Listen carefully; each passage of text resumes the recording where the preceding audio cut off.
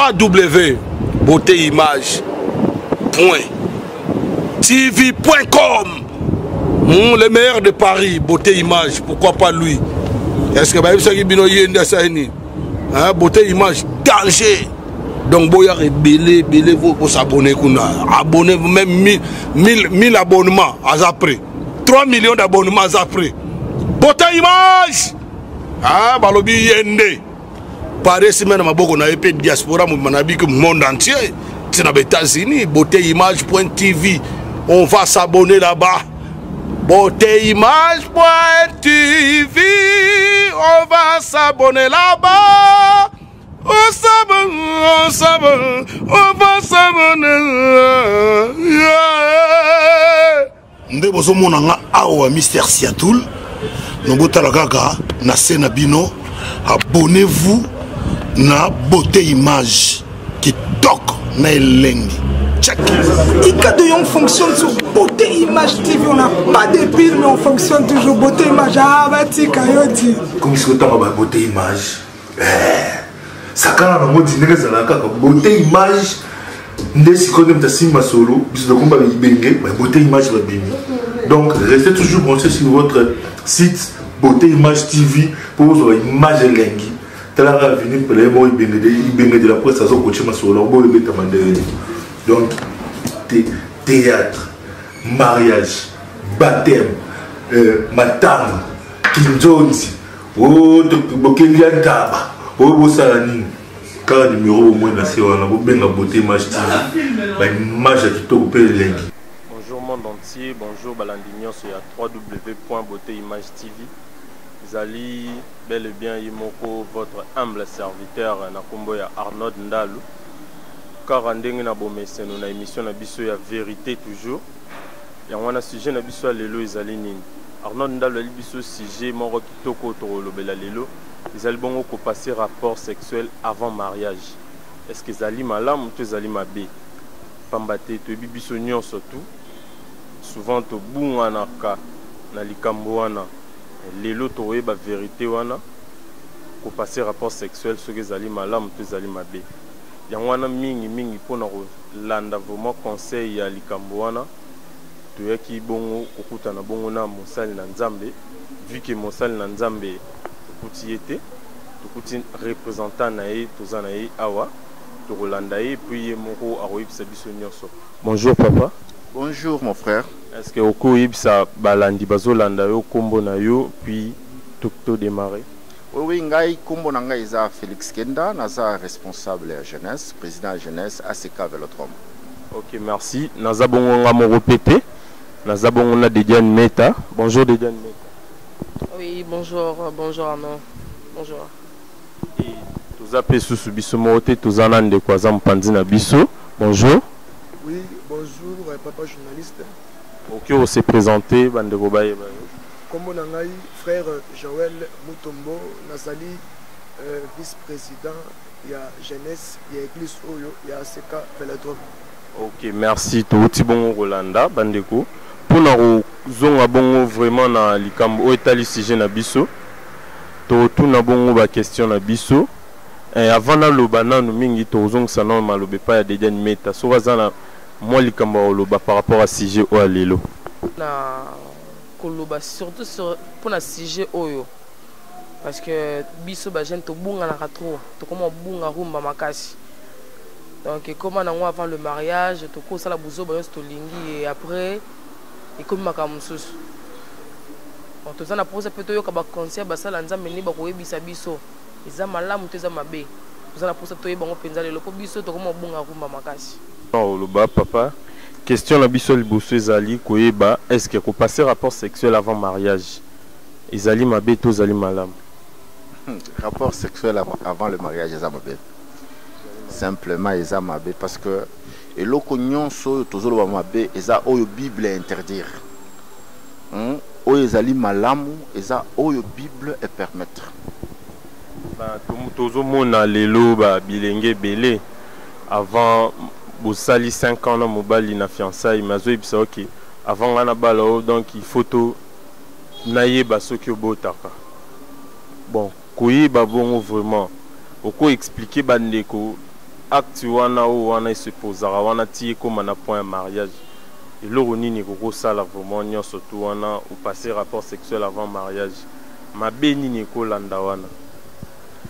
C'est qui est vrai que na situation nyonso ezakana oto bengaka ba étape o il faut kolanda avant ya kosala nini ya que mutu asala o esengeli asala oyo mutu sengeli asala. Mariage c'est quelque chose qui a été institué par Dieu. Ezana ba étape oyo mutu faut alanda pour que abala, c'est-à-dire tobandi nano na rencontre entre les deux concernés. Concerné à moi si à kokende ko ploba problème na niveau ya famille na ye. Tango le bien on na niveau famille et ko recevoir d'abord mobali ko la ki sa ba intention na ye. Ce qui tolongwe wana mobali ake na famille na ye a posé problème. Ba famille mi balé ko sala nini e okutana. Mariage et un mariage zakaka tango le mari a sali geste, c'est-à-dire la dot. Des mariages est commis, hein, c'est-à-dire mariage ndi mami. Parce que même l'État a joué ba mariage tango ba déposer une dot. Même à niveau de la Bible, dot, c'est ça le mariage. Même maintenant, qu'est-ce qui fait à ce que par moment Batouba Senga, Balekana église, on les a pour que ba éliminer, hein, ba sali ensemble, ba tia maboko pour na pambola sur le plan spirituel. Ceux qui oyo azaki na mi pepe moko mabe banda kolanda e. Oyo mosusu, au lieu que mi pepe wana, eza la partager et régner na katia libala wana, ba sali ensemble bazo tia maboko. Ce n'est pas que ba sali ensemble na maboko bazo tia bangonde bazo balisa, non.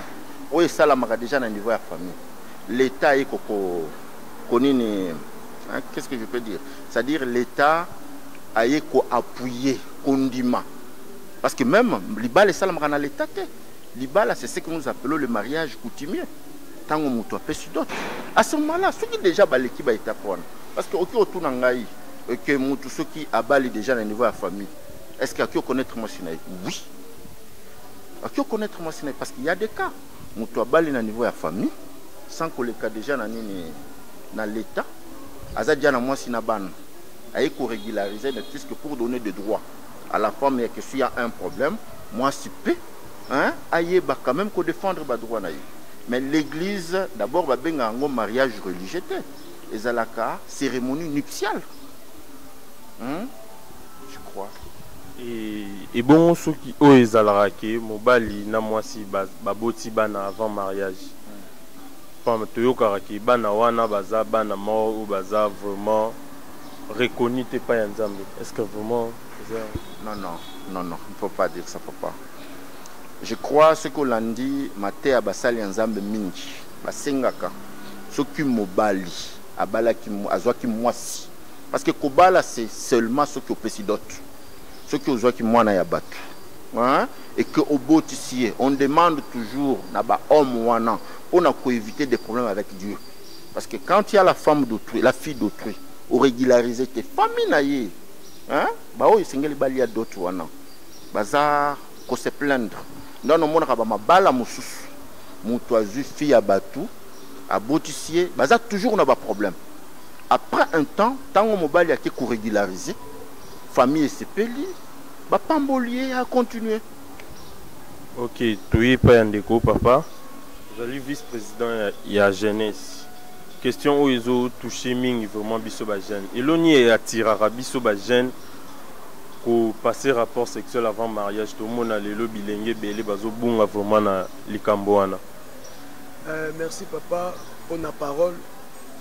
Et le koyo et pour ça que jeune et belé bah ça la rapport sexuel avant même le mariage. C'est d'abord pour moi et ça d'abord il y a les bossos, ça peut être l'ignorance. L'ignorance, et ça, non la Bible que passer rapport avant le mariage, c'est un péché. Et belé bayebi yangote, et belé bazo salango par ignorance. Et ce se peut bayebi na bango mais bazo salango nanko.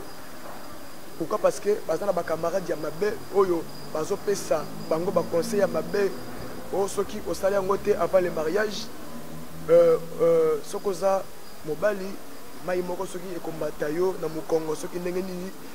Moi j'ai contacté un médecin pour à propos de l'eau.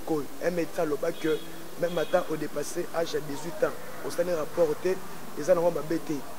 Donc, ils ont par propos oyo, ma camarade Yamabé va utiliser pour séduire, pour bébisa, pour y déjà et ça salango a bébisa nzambe, ce comme kolinga a influencé les batumusus, basta yango pour que sorte na bango ezala ndenge moko.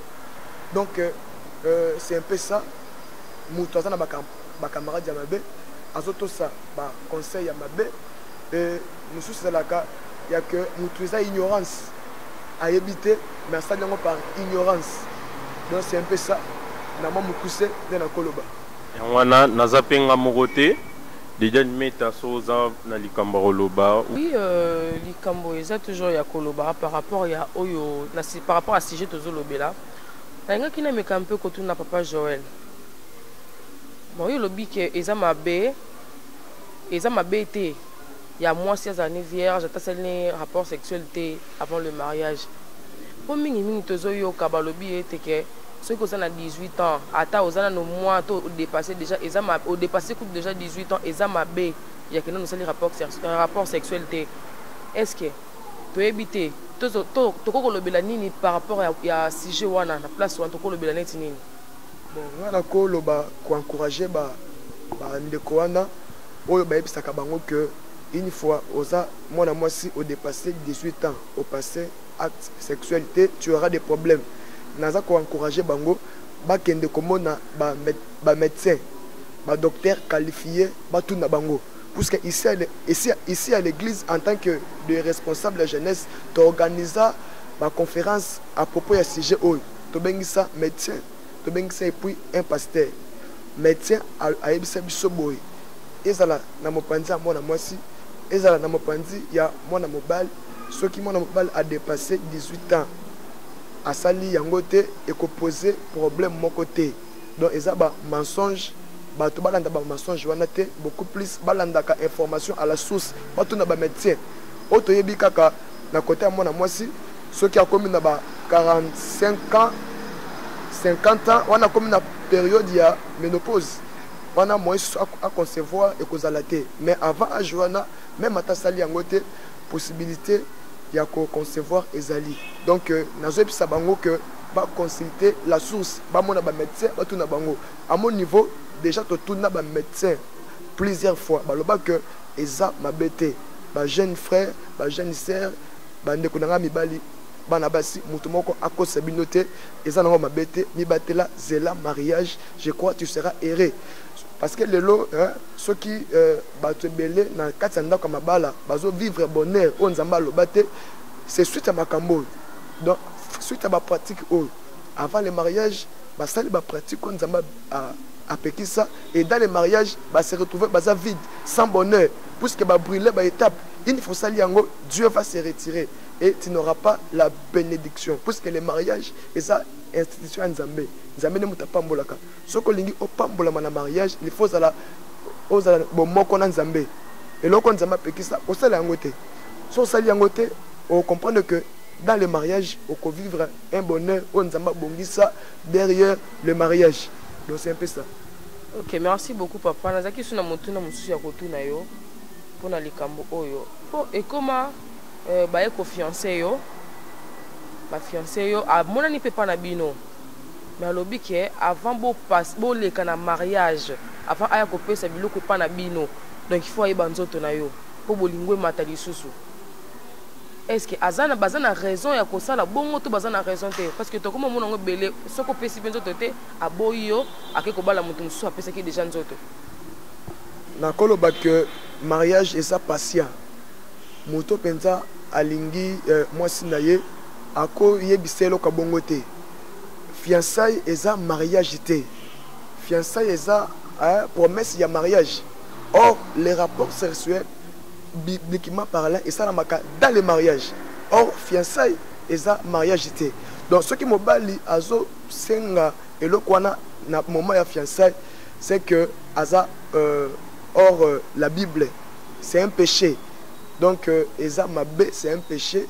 Les fiançailles, eza mariage.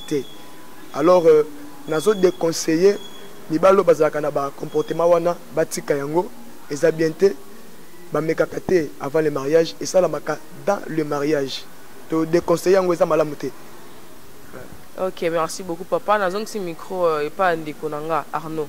Le bal sous pour ndeko Joël, le bien que isa dans la Bible pour ndeko moko outi ko melanga awa le vraiment est-ce que ils a vraiment marqué réellement la Bible qui ko passer rapport sexuel les amabe?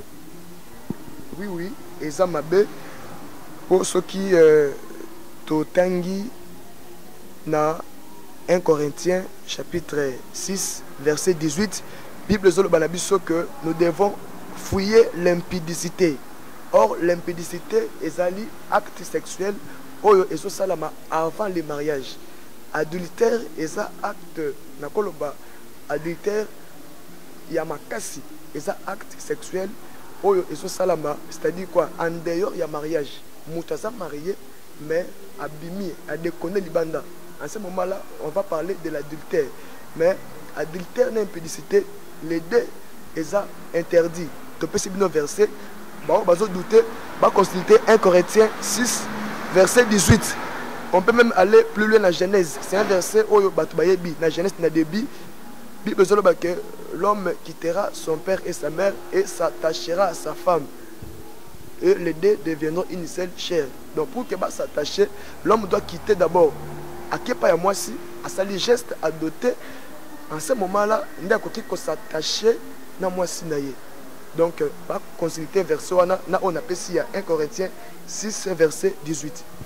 Ok, bon, na habité ceux qui papa Félix azana likambu ya kobaki ça par rapport ya ba verset biblique pambate bandeko vraiment mingi bazaro bunga vraiment na likambu wana. Ah yoza mutaliboso ya osalango na Bible ba combien en place ni côté wana vraiment bandeko ba dutara mingi ou baksela bango lisusu pour que na yebi ke bandeko baza bongo na bandako devant télé bazo koma na ba stylo ba koma ba verset oyo pour que ba yeba bongo na ko tanga ngo malam.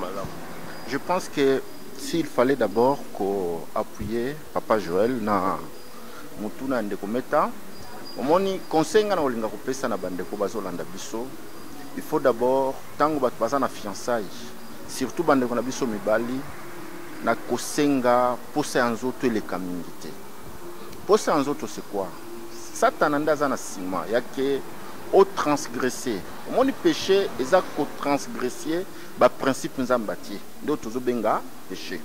Or, nzambe principe na ezanini ya que avant mutu a posé acte sexuel, il faut baleka na ba étape o singeli koleka étape ezanini fiançailles tinde kwa sal nini apesi d'autres na ye. Ce qui tozongi na 1 Thessaloniciens chapitre 4 verset 3. Balobi ce que Dieu veut c'est votre sanctification. Ce qui se limité wana. Sanctification dans Nzambe ezanini, ce n'est pas de coucher avec une fille ou balité. Or, ce que tali nzambe na ba parole na nyons ko banda nini Genèse ti to komi Apocalypse, Dieu parle toujours de la sanctification. C'est-à-dire pas nzambe il faut ozala. C'est vrai, ba okiko lo ba est-ce que yo oza saint? Personne n'est saint, hein? Mais nous cherchons ko sala effort nyons potikala totikala la ba principe ya nzambe. Nzambe veut à ce que jeunes garçons, jeunes filles avant beaucoup de ensemble, il faut que les garçons aient honoré filles. Nous devons rester dans le principe. Je pense que nous par rapport à péché, pour passer rapport sexuel avant mariage, ils ont péché. Selon que le baba péché, cause à la péché mortel, vu que tant ils ont péché, pour que péché wana ilongwa, ils ont quoi ça la nuit. En soi, na moni déjà place olingi okoma. Olingi le belanga est-ce que ça na péché mouké na péché monen. Kombo eza péché. Péché mouké za la raté péché monen za la raté. Hein, il faut que parce que au moni à ce moment-là, okotuna nga pe mituna mususu na sima est-ce que non, il faut qu'on s'arrête seulement là-bas. Péché mouké, péché monen za la raté. Soyons dans le principe de Dieu, tout évolue na parole. Oui bien makambo ba jeune hein.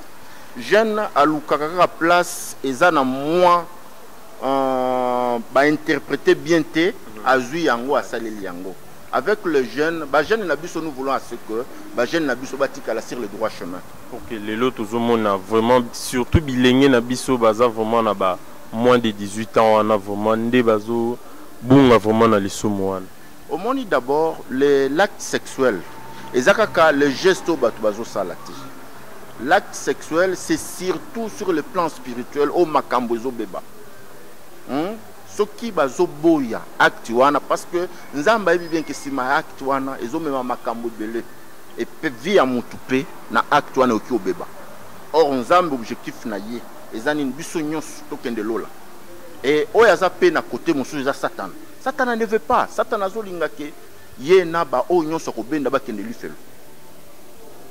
Alors bon des avantages ezani par rapport à rapport sexuel avant mariage. D'abord komona nzambete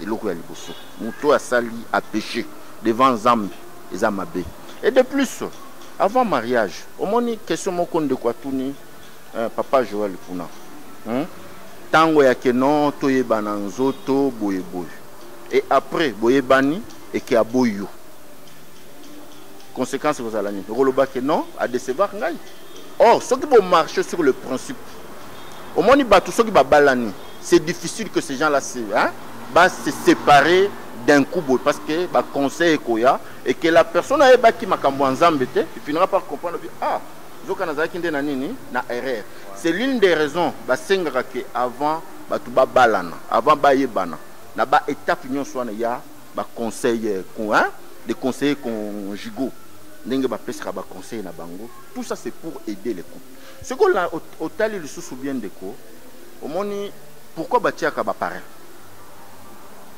ils ont pour accompagner jeune couple parce que ba parrain baza ba expérimenter au moins les ana mutu mususu ozana yo opesier passage à tangi mais quelques minutes à bibi kaka libanda du fait que le beli yango kana monoko amoni action te amoni conséquence te facilement et le roki ko bunga mais oyo a vivra eloko tango ko expliquer yi wana kotika la mingi na nini na mutu ke oyo ba betili kaka bouge.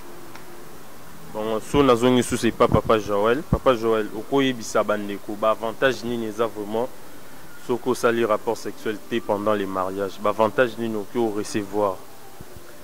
Oui, bandeko yo batikali na principe ya Nzambe oyo azoloba que les rapports sexuels c'est dans le mariage Nzambe akopambola bango.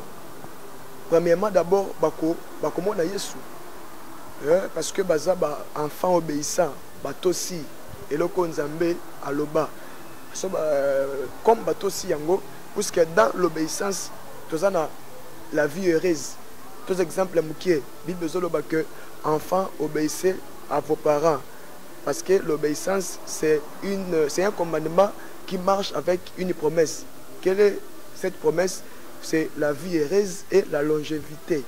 Donc Mouta à obéir na mungongo na Nzambe bako passer une vie conjugale heureuse peut bako vivre longtemps sur la terre et puis bonheur Nzamba laka dans la femme moi si pas kozala à mesure ya ko pesa bonheur wana et pas mobile Bible zoloba celui qui trouve une femme trouve le bonheur ce que qu'on a katanda ko libala bonheur ezate c'est que moi ça sokota ndako libala sans bonheur. Nous avons un mariage moko ya passé puisque bonheur déjà etikala nango avant le mariage. Donc mutaso kota asa vide la femme n'arrive plus à donner la meilleure ya yemoko puisque à côté vide. Donc n'a pas profiter pour donner un conseil pour na bato déjà ba koya na mutambi wana. Bata d'abord encore ba fiancé mais ba koy n'impédicité.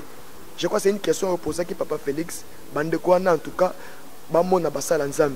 Ce qui n'a pas balanité, bamona basala Nzambe, ba c'est repentir. Basta la confession, puisque Bible zoloba, celui qui cache ses transgressions ne prospère point. Na Proverbe 28:13, mais celui qui les avoue et les délèbre obtient miséricorde. C'est-à-dire ba bombate, ba luka basala Nzambe, ba bandima ke basali mabe. Passa la confession et musala Nzambe ayebi nini o akosala pona asengela bango mawa na Nzambe. ayebini na sala pour singa bango ba nzambe. Donc c'est un peu ça. OK, merci beaucoup. Namoni bandeko to uti bongo kolanda vraiment to li malamu. O to yebi ke ezalaka mabe to tika pamba te ezali na litomba mo ya mabe. Mais mingi avant na loba mo likombo ya suka na ebite soki déjà meta za na likambo loba na suka. Conseil ni noko kopesa na batu o basala ngo déjà. Conseil ni noko kopesa bango et loko ni noko kopekisa bango poto comment mona ba comment de plus loin contre nature pe. Na eloko nzamba sali te ki alobi ke bosala boye te bango basali yango. Conseil ni noko kopesa bango po bayo kabino pe. Oui, conseil na kopesa bandeko wana o déjà basala yango soit bazana kati ya kosala yango ba arrêter kosala yango puisque babiloko wana eza na ba conséquences moko ya mabe. Ba conséquences moko ya mabe oko perdre lipamboli on nzambe a déposer kati na yo puisque l'air tozo sala rapport sexuel avant le mariage c'est non protégé. Donc eza une porte ouverte pour na ba esprit impur et kota. Non mon akaba vie abatu ebeba kaka à cause ya biloko wana ebeba médicalement soit spirituellement.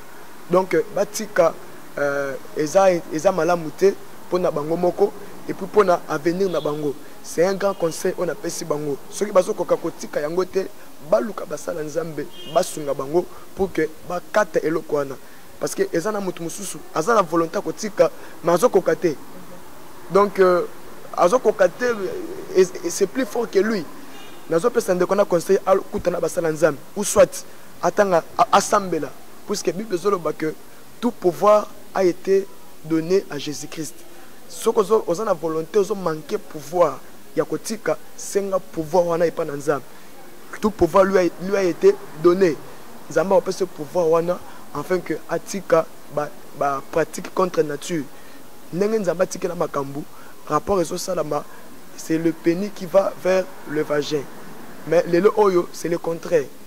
Ba fellation kota mutu asala rapport na animal mutu asa mobile asala rapport na mobali do babiloko wana nzamba bomela ngo batu na Bible. Soki botangi na Bible nzamba tumba mboka kaka à cause ya biloko lelo oyo kotumba et comment lango physique boete c'est na ndenge ya spirituel okomona okotumba maboete mais okomona vie na yo ekokangama makambo etambola te blocage c'est une façon que nzamba tumbi yo puisque on s'est comporté lokola na Sodome na Gomorrhe nzamba tumbela ngo mboka donc botika babiloko wana si vraiment vous en avez besoin ozala heureux ozala malamu na sena moy en tout cas toi arrêter ba pratique contre nature eza malamu te toto sa oyo nzambe alobi parce que mokilo eza nzambe to saye au pambolama soto siete même ata okopambolama mais ça sera une bénédiction oyo kolandisama avec beaucoup de chagrin. OK, merci beaucoup papa. Comme vraiment na suka ya émission na biso tout goyoka papa Joël a limbole libiso yango vraiment malam mais mingi oyo alobi to koyeba ngo lisusu na émission mususu oyo koya to koyeba vraiment ba contre nature wana malam et papa Félix moi numéro pour que ceux qui ndeko moko aza na besoin moi conseil akobenga pour que pese mon conseil. Oui akobenga na 081 240 15 29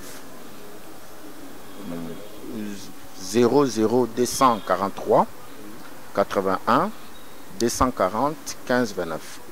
OK, merci beaucoup papa Félix. Touti bongo kolanda sujet au kitoko vraiment to elaki bino ya au passé rapport sexuel avant les mariages. Biso moro tozale vraiment liboso wana ya ba écran na biso to yoki ndenge papa Félix na papa Joël ba limbole libiso yango malam vraiment pona kosinga bandeko o basalaka yango totika vraiment ezali mabe bon nazalaki nga moko te na émission oyo pona kosilisa na kosinga rara toujours na ba fan na biso ya www.beautéimage.tv bozala vraiment toujours suivi na chaîne na bino kitoko o bolingaka mingi pona kosukisa émission oyo na sima ya caméra toza bongo na Coco Dema Meti Noir oza bongo na biso elongo et puis pona koloba mwa mbote tokopesa bongo na déjà ne meta zalaki na biso elongo et puis topesi mbote susu na Glody Kabuya yebi ye moko na pesi mbote na famille Peti Mobimba boyebaki mwana bino yeyo donc mingi ya koloba ezali te tolanda toujours Arnaud Ndalu. À la prochaine, bye.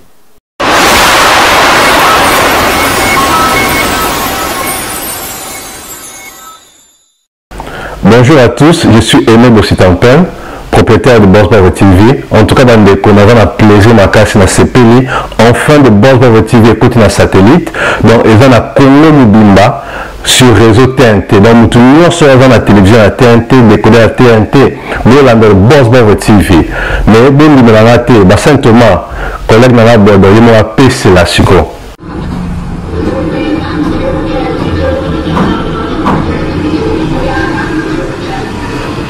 Salut, c'est Rock Boudou, l'artiste premium. Suivez comme moi The Boss Brother TV. The Boss Brother TV à Kinshasa déjà. We love The Boss Brother TV.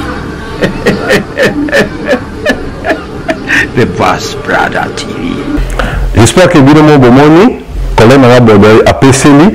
Alors, nous Boss Bravo TV est toujours disponible dans le décodeur CPA TV, canal 121.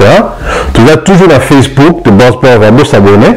Tu vas pas dans YouTube live de Boss Bravo, mais tu côté sur la satellite Kinshasa, TNT fréquence 658. Donc, Banakin, Banapoto, Boss Bravo TV, tout le monde en parle.